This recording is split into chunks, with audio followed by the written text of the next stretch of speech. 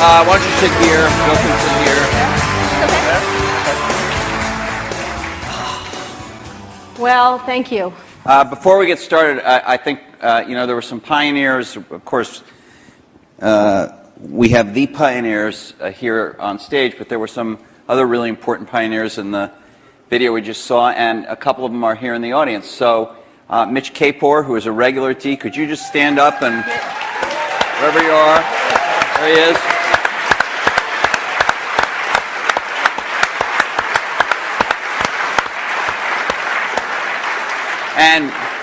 And Fred Gibbons, who has not come to D before but is here tonight. Fred. There's Fred. Right there.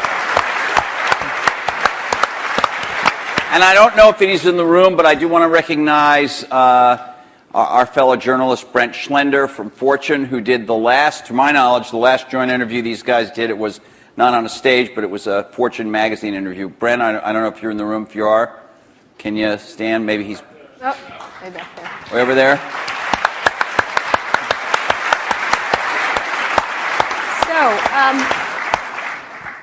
So let's get started. I wanted to ask, there's been a lot of mano-a-mano catfight kind of thing in a lot of the blogs and the press and stuff like that. And we wanted to, the first question I kind of was interested in asking is what you think each has contributed to the computer and technology industry, starting with you, Steve, for Bill, and vice versa. Well, Bill built the first software company in the industry. And I think he built the first software company before anybody really in our industry knew what a software company was, except for these guys. And that was huge.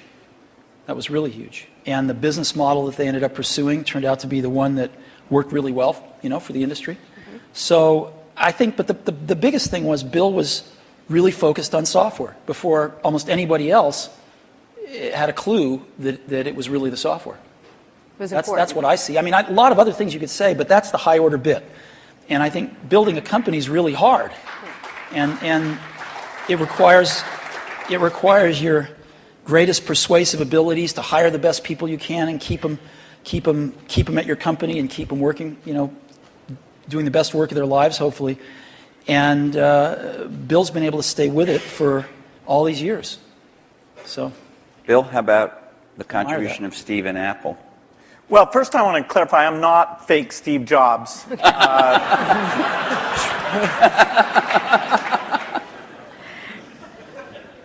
What Steve's done is quite phenomenal. If you look back to 1977, that Apple II computer, the idea that it would be a mass market machine, the bet that was made there by Apple uniquely, there were other people with products, but the idea that this could be an incredible, empowering phenomena, Apple pursued that dream. Then one of the most fun things we did was the Macintosh, and that was so risky. People may not remember that Apple really bet the company. Lisa hadn't done that well, and some people were saying, okay, that general approach wasn't good. But the team that Steve built, even within the company, to pursue that, even some days it felt a little ahead of its time. I don't remember that Twiggy disk drive. 128K. Yeah. The Twiggy disk drive, yes. Steve gave a speech once, which is one of my favorites, where he talked about, in a certain sense, we build the products that we want to use ourselves. So he's really pursued that with incredible taste and elegance that has had a huge impact on the industry.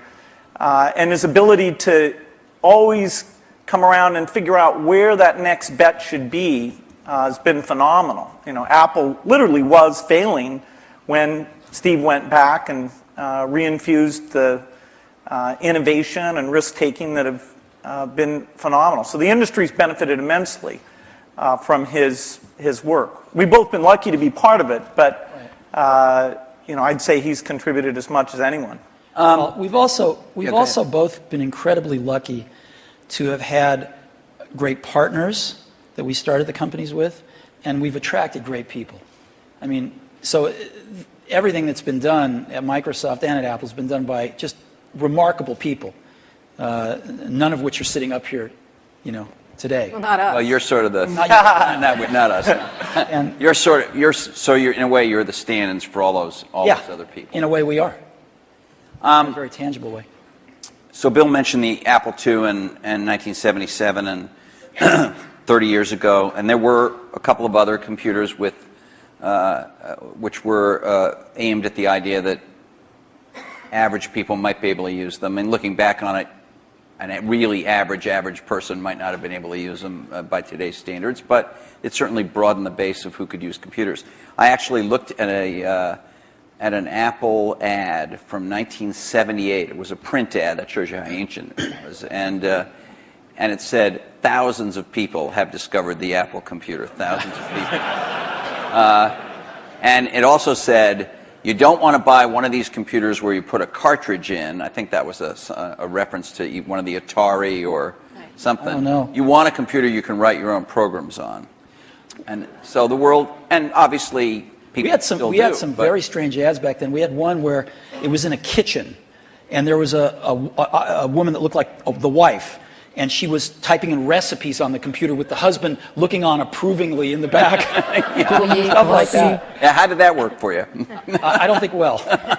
So, but just think back to, I know that you started Microsoft prior to 1977. I think Apple started the year before in 76. Microsoft in 74 was when we started writing the 75. BASIC. And then, then we did shipped the BASIC in 75. Okay.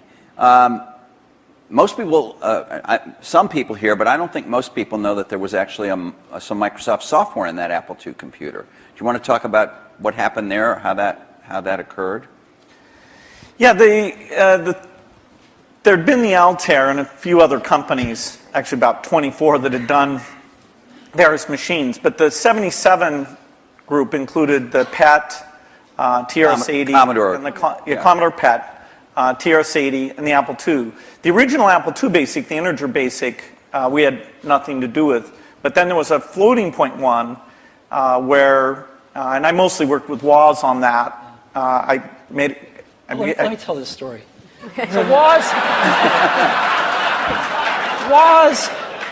my partner, we started out with this guy named Steve Wozniak, brilliant guy. He writes this BASIC that is like the best BASIC on the planet. It does stuff that no other BASIC's ever done. You don't have to run it to find your error messages. It finds them when you type it in and stuff. It's perfect in every way, except for one thing, which is it's just fixed point, right? It's not floating point. And so we're getting a lot of input that people want this BASIC to be floating point. And like we're begging Woz, please make this floating point. Who's we? How many people are in Apple? Well, me. We're begging Woz to make this floating point. And he just never does it, and he wrote it by hand on paper. I mean, he didn't have an assembler or anything to write it with. It was all just written on paper, and he'd type it in. He just never got around to making a floating point. Why? Well, this is one of the mysteries of life. I don't know, but he never did. And so, Microsoft had this very popular, really good floating point BASIC that we ended up going to them and saying, help. And how much was I think you were telling us earlier? That was $31,000. That Apple paid you for the floating point BASIC. And I flew out to Apple. I spent 2 days there getting the cassette. The cassette tapes were the main ways that people stored things at the time. Right. And, that was fun. I think the most fun is later when we worked together. Well, what was the most fun? Tell the story about the most fun that was later. And maybe later, not the most fun. Let him talk. I'm teasing.